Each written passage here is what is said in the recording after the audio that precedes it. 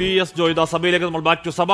അവിടെ നിയുക്ത MLA മാർ സത്യപ്രതിജ്ഞ ചെയ്ത് MLA മാരാവുകയാണ്. അതിന്റെ ചുമതലയിലേക്ക് ദൃശ്യങ്ങൾ. VS ജോയ് തവനൂരിൽ നിന്നും KT ജലീലിനെ തോൽപ്പിച്ചെത്തിയ VS ജോയ് അദ്ദേഹം സത്യപ്രതിജ്ഞ പൂർത്തിയാക്കി. അതിനു മുമ്പ് V ജോയ് ആയിരുന്നു.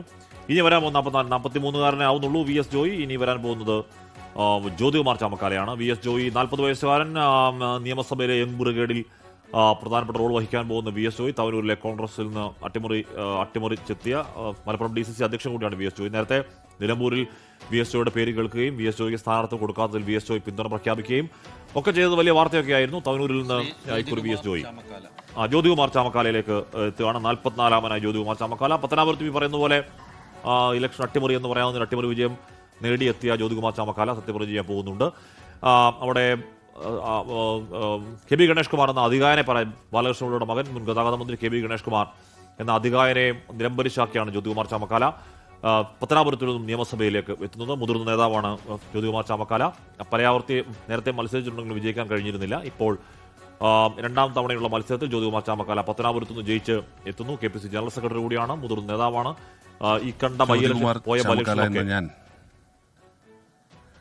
നിയമസഭയിലെ അംഗമായി തെരഞ്ഞെടുക്കപ്പെട്ടിരിക്കുന്നതിനാൽ നിയമം വഴി സ്ഥാപിതമായ ഭാരതത്തിൻ്റെ ഭരണഘടനയോട് ഞാൻ നിർവ്യാജമായ വിശ്വസ്തതയും കൂറും പുലർത്തുമെന്നും ഞാൻ ഭാരതത്തിൻ്റെ പരമാധികാരവും അഖണ്ഡതയും നിലനിർത്തുമെന്നും ഞാൻ ഏറ്റെടുക്കുവാൻ പോകുന്ന കർത്തവ്യം ഞാൻ വിശ്വസ്തയോടുകൂടി നിർവഹിക്കുമെന്നും ദൈവത്തിൻ്റെ നാമത്തിൽ സത്യം ചെയ്യുന്നു. അപ്പോൾ ദൈവനാമത്തിൽ സത്യപ്രതിജ്ഞ ചെയ്തിരിക്കുകയാണ് ജ്യോതികുമാർ ചാമക്കാല. അപ്പോൾ പല കൗതുകങ്ങളുമുണ്ട്. അതിലൊന്ന് ജ്യോതികുമാർ ചാമക്കാല അദ്ദേഹത്തിന്റെ എതിരാളിയായി BJPയുടെ വക്താവായി അന്ന് വന്ന സന്ദീപ് വാര്യർ, ഇവർ രണ്ടുപേരും ഒരേ നിയമസഭയിൽ കന്നി അംഗക്കാരായി അല്ലെങ്കിൽ കന്നി അംഗം കുറിച്ച് അതിൽ പോരാടി ജയിച്ചു വന്നിരിക്കുകയാണ്. ഇപ്പോൾ ഒരേ പാർട്ടിയിലാണ്, സുഹൃത്തുക്കളാണ്. അപ്പോൾ ഇങ്ങനെ പല കൗതുകങ്ങളുള്ള ഒരു നിയമസഭ സമ്മേളനത്തിനാണ് ഇപ്പോൾ തുടക്കമായിരിക്കുന്നത്. ജ്യോതികുമാർ ചാമക്കാല പത്തനംതിട്ടയിൽ KB ഗണേഷ് കുമാർ എന്ന ആ ഒരു അട്ടിമറിച്ചെത്തിയിരിക്കുകയാണ്. CK കാസിമാണ് അടുത്തതായി വരുന്നത്. 45-ാമനായിട്ടാണ് CK കാസിം സത്യപ്രതിജ്ഞ ചെയ്യാൻ വേണ്ടി അദ്ദേഹത്തിന്റെ ഊഴത്തിലേക്ക് എത്തുന്നത്. അടുത്തതായി വരുന്ന ആരാണ്? സാക്ഷാൽ PK കുഞ്ഞാലിക്കുട്ടിയാണ്. CK കാസിമിന് ശേഷം അങ്ങോട്ടേക്ക് അക്ഷരമാല ക്രമത്തിലാണ് ജ്യോതികുമാർ ചാമക്കാല പ്രോട്ടം സ്പീക്കറെ അഭിവാദ്യം ചെയ്ത് അദ്ദേഹത്തിന് ഹസ്തദാനം നൽകിയതിനു ശേഷം MLA ആയി സീറ്റിലേക്ക് മടങ്ങുന്നത്. CK കാസിം സത്യപ്രതിജ്ഞയ്ക്കായി അങ്ങോട്ടേക്ക് എത്തുകയാണ്. മൊത്തം 140 MLA മാർ 139 MLA മാർ സത്യപ്രതിജ്ഞ ചെയ്ത് ചുമതലയേൽക്കാനുണ്ട്. അപ്പോൾ CK കാസിം തിരുവമ്പാടിയിൽ നിന്നും ആദ്യ ജയം, കന്നിജയമാണ് CK കാസിമിന്റെ വിജയം. അദ്ദേഹം അവിടുത്തെ പഞ്ചായത്തിലെ മുൻ പ്രസിഡന്റൊക്കെയാണ്, മുസ്ലിം ലീഗിന്റെ പ്രവർത്തക സമിതി അംഗമാണ്. 59-കാരൻ CK കാസിം എന്ന് ഞാൻ നിയമസഭയിലെ ഒരംഗമായി തിരഞ്ഞെടുക്കപ്പെട്ടതിനാൽ നിയമം വഴി സ്ഥാപിതമായ ഭാരതത്തിൻ്റെ ഭരണഘടനയോട് ഞാൻ നിർവ്യാജമായ വിശ്വസ്തതയും കൂറും പുലർത്തുമെന്നും ഞാൻ ഭാരതത്തിൻ്റെ പരമാധികാരവും അഖണ്ഡതയും നിലനിർത്തുമെന്നും ഞാൻ ഏറ്റെടുക്കുവാൻ പോകുന്ന കർത്തവ്യം ഞാൻ വിശ്വസ്തയോടുകൂടി നിർവഹിക്കുമെന്നും ദൈവത്തിൻ്റെ നാമത്തിൽ സത്യം ചെയ്യുന്നു. അപ്പോൾ ഒരു പുതുമുഖ സഭയെന്ന വിളിക്കാവുന്ന രീതിയിലേക്ക് വീണ്ടും ഒരു പുതുമുഖ MLA ആണ് ലിൻഡോ ജോസഫിനെ തോൽപ്പിച്ച് തിരുവമ്പാടിയുടെ MLA ആയി CK കാസിം ഇപ്പോൾ സത്യപ്രതിജ്ഞ ചെയ്ത് ചുമതല ഏറ്റെടുത്തിരിക്കുകയാണ്. വരാൻ പോകുന്നു PK കുഞ്ഞാലിക്കുട്ടി, നിയമസഭയിലെ ഏറ്റവും മുതിർന്ന അംഗം എന്ന് ഉറപ്പായും പറയാം.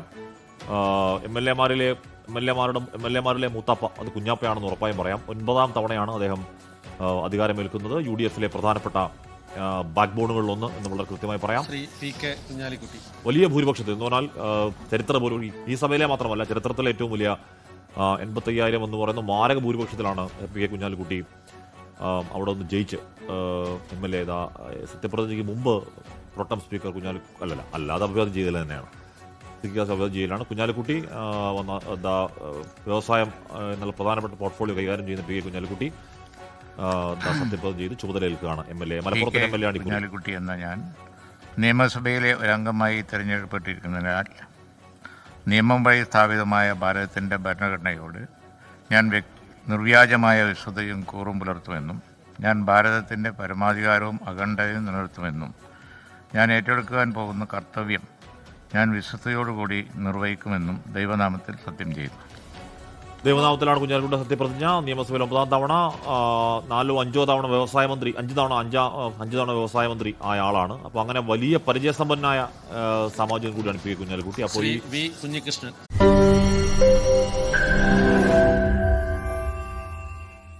ലോകത്തെവിടെയായാലും ഏത് സമയത്തും 24 വാർത്തകളും ഓഗ്മെന്റഡ് റിയാലിറ്റി പാക്കേജുകളും എക്സ്പ്ലെയിനറുകളും വിശദമായി കാണാൻ ഞങ്ങളുടെ യൂട്യൂബ് ചാനൽ നിങ്ങൾക്ക് സബ്സ്ക്രൈബ് ചെയ്യാം.